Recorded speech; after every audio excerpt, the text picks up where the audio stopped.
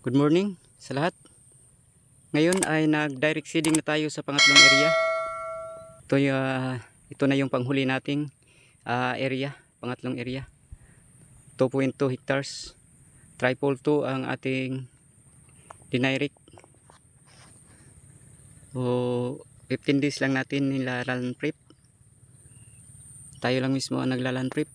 Ang mga bata lang natin ang nagtumutulong sa pag-repair ng mga diki at tayo ang nagmamadbot at nag-hire lang tayo ng nag-level at saka nag-plotting at pangatlong tauhan itong nagda-direct.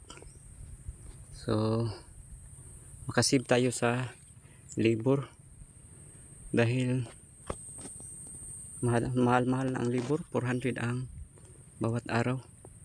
Kaya tayo na mismo ang nagtatrabaho hanggat kaya pa, tayo lang mismo. Ayan.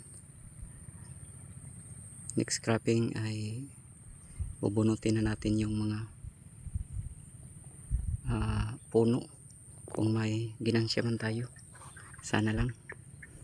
At sana walang malakas na ulan ngayon pang hindi masisira yung ating binhi madala sa tubig. Again, pang huling area na to.